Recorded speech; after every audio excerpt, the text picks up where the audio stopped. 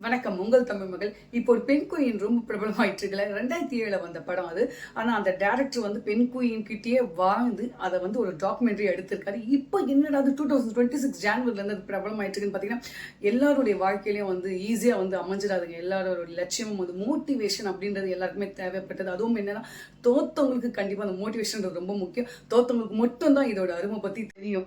இந்த காத்து இருக்குல்ல சார், நம்மளோட சந்தோஷம், துக்கம், வெற்றி, தோல்வி, உறவுகள், காதல் உட்பட எல்லாமே இந்த காத்து மாதிரி சார்.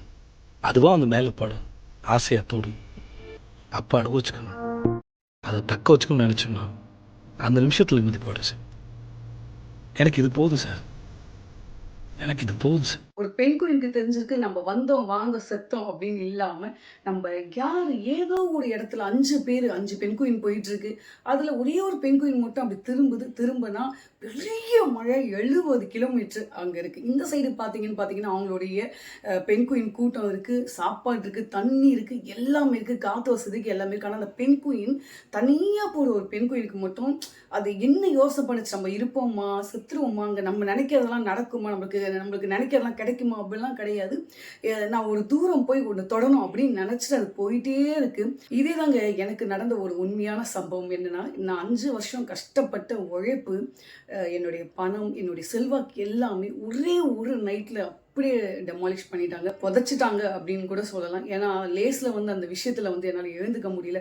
இருந்தாலும் நான் எழுந்து வரேன், என்னால் முடியும் அப்படின்னு சொல்லிட்டு இப்போ திரும்பவும் நான் எழுந்து வந்து உங்ககிட்ட பேசிட்டு இருக்கேன். தோக்கடிச்சவனுக்கு என்னை பத்தி தெரியணும், அப்ப நான் யாருன்னு எனக்கு கண்டிப்பா தெரிஞ்சிருக்கணும்ல.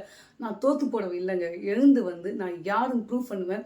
பெண் குயின் எவ்வளோ தூரம் போய் நம்ம மலையில என்னதான் இருக்கு அங்கே போய் பார்ப்போன்னு தோணுதோ, அதே மாதிரி இப்படி என்ன குத்தி என்ன கீழே தள்ளவங்களுக்கு அது என்னதான் இருக்குன்னு பார்த்துருவோம் தாங்க நானும் தொடர்ந்து போராடிட்டு இருக்கேன். பெண் குயினுக்கு தெரியாதுங்க அங்கே என்ன இருக்கு ஏது இருக்குன்னு. அதே மாதிரி தாங்க என்னுடைய வெற்றி எங்க இருக்கு ஏது இருக்குன்னு தெரியாது.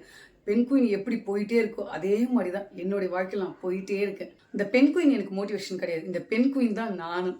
நிறைய பேரோட கேள்வி என்ன, பெண் குயின் வந்து லவ் தேடி போச்சு, இல்ல அது ஒரு பீஸ்ஃபுல்லான மைண்டை தேடி போச்சு அப்படின்லாம் கேள்வி இருக்கும். என்னை பொறுத்த வரைக்கும் சுத்தி இருக்கவங்க எனக்கு தெரியல, ஆனா அந்த தூரம் என்னால் தொட முடியும் அப்படின்னு நினைச்சு நான் போயிட்டு இருக்கேன் அப்படின்னு தான் அந்த பெண் குயின் நினைச்சிருக்கோம். எனக்கும் அதே தாங்க. எனக்கு எவ்வளோ சிறுபடி விழுந்திருக்கு, எவ்வளோ கஷ்டப்பட்டிருக்கேன்.